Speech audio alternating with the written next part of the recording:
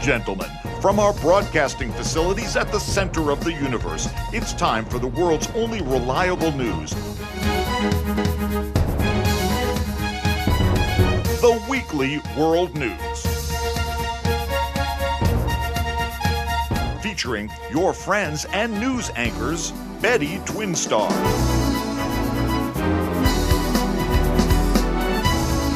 Dave Reno,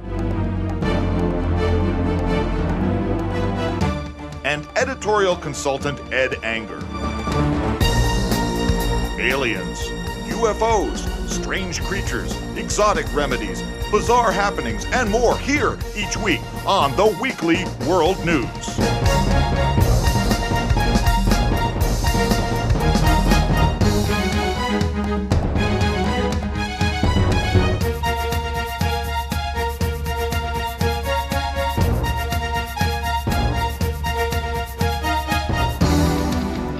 Good evening. I'm Betty Twinstar. And I'm Dave Reno. And this is the Weekly World News. This just in. Two-headed Bigfoot shot by Iowa cop. Researchers were ecstatic when they discovered an astounding oddity in a remote rural area. The world's only known two-headed Bigfoot. But just seconds after the startling encounter on the edge of a North Iowa cornfield, the lumbering 8-foot creature was gunned down by fearful state troopers. The 6 cryptozoologists bitterly decried the shooting, charging that trigger-happy cops deprived the scientific world of a unique specimen. Dr. Adam Feglin, leader of the expedition, said it was impossible to overstate the rarity of this creature. This would be like finding a northern hairy-nosed wombat with stripes. The drama unfolded near a farm about 60 miles outside of Great Bend, when the team, toting cameras, microphones, and sophisticated tracking gear, spotted the shaggy beast emerging from the field. While the ape man's 2 heads appeared identical, their personalities were as different as night and day, the scientists quickly learned. Feglin reported that the head on the right gave us a welcoming smile. His eyes lit up with curiosity, and he used his right hand to give a friendly wave. But the head on the left bared his fangs and let loose a loud, frightening roar. He balled his left hand into a fist and shook it in a threatening manner. For a moment it looked as if Bigfoot might charge and rip us all limb from limb. That's when a pair of state troopers responding to calls about funny-looking outsiders snooping around saw the bizarre man-beast and opened fire. Lawmen noted that terrified farm families and small-town residents in the area had reported sightings of a giant nighttime prowler and the thefts of canned food from root cellars and eggs from chicken coops. One convenience store clerk said boxes of Twinkies, Ho-Hos, and Snowballs in the storeroom had been ransacked. In a completely unrelated news story, an astronomer discovers an entire planet of nude supermodels. In what experts are calling the most startling scientific discovery of the century, a British astronomer has located a planet completely populated by nude supermodels. Astronomer Robert Newcomb of London's Royal National Observatory made the astounding find while testing an experimental high-powered electron telescope. This instrument is over 600 times more powerful than the Hubble telescope. What Newcomb and his colleagues observed was a tropical paradise atmosphere, with lush foliage and trees bearing enormous, succulent fruits. There were a multitude of unusual-looking, though friendly animals, along with the most breathtakingly beautiful women and amazingly handsome men, all completely naked. Newcomb says that clearly every one of them is a supermodel. Actually, they're far better looking than any supermodels we've ever seen, and their sexual chemistry is incredibly powerful. Newcomb finds both positive and negative aspects of his once-in-a-lifetime discovery. He says, the bad news is that the supermodels populate a planet in the Andromeda Galaxy, which is 3 million light years away, so don't expect any weekend coffee dates with them. But the good news is, our technology allows us to capture crystal clear photos of the supermodels, which is invaluable for research. In fact, every researcher here immediately volunteered to work overtime studying the photos and to take them home over the weekend to continue their research. Now that's dedication.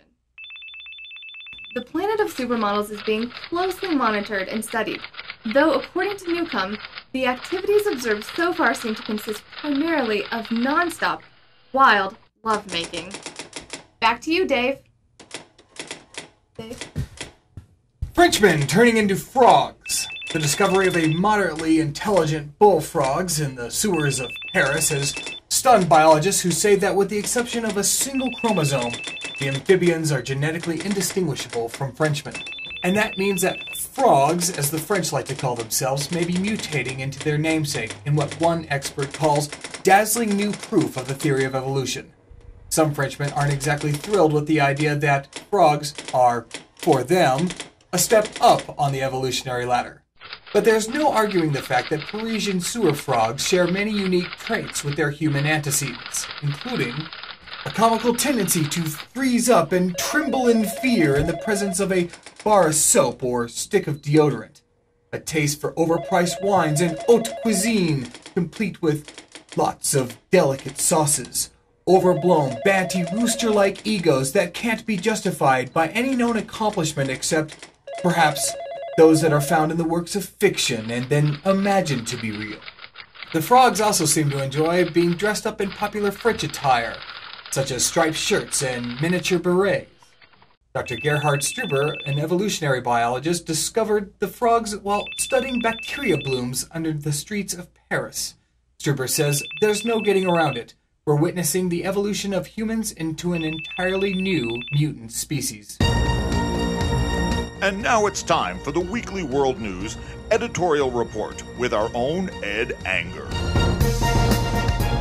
I'm Ed Anger for the Weekly World News, and I'm here to tell you lady plane passengers who whine about airport pat-downs are traitors. I'm madder than a shoe bomber with a wet match at these female airline passengers who've been whining about being groped at security checkpoints. The brouhaha started when this actress named Patti LuPone went on TV to complain about how airport screeners made her take off her shirt, leaving her in a flimsy camisole. This woman starts to give me a breast exam using the palm of her hand, Patti sniffs. I was shocked. I was not in a private environment. I was out there in the public and totally taken by surprise, humiliated and shocked. Folks, this is about America's national security. Any woman who won't gladly drop her drawers and bend over for a cavity search, let alone sit still for a quick pat down to keep this country safe from terrorists, is a gall-darn traitor and ought to be locked up in Camp X-Ray, by Jiminy. I don't care if the searcher is a drooling, hairy-armed bulldragger and 60 Japanese tourists are taking souvenir snapshots. You can bet that if Betsy Ross, the great patriot who invented the American flag, were alive today, she'd drop her bloomers in a heartbeat for the good of this country. But you find young gals who jiggle around braless and show half their butts in low-cut jeans, and suddenly they're screaming about modesty. Apparently, this LuPone character won a big award for the Broadway show Evita back in 1980. I reckon Evita figures that makes her too good to be checked for guns, knives, and bombs like the rest of us. Believe it or not, I don't like it when some security guard paws the Anger family jewels, but I don't ask for special treatment because I'm a celebrity journalist. But I have an even better idea, Buckaroos. Let's forget all about screenings and just let Osama win. I'm serious. Give him the keys to the White House, to Fort Knox, hell, even my 57 Chevy. Then, once the Muslim fanatics are running the show, Patti won't have to worry about her precious modesty ever again. No siree, she'll be outfitted head to toe in an ugly black burqa. And if she so much as lets an inch of bare wrist show, she'll be publicly horsewhipped. I'm Ed Anger for the Weekly World News, and that's my opinion.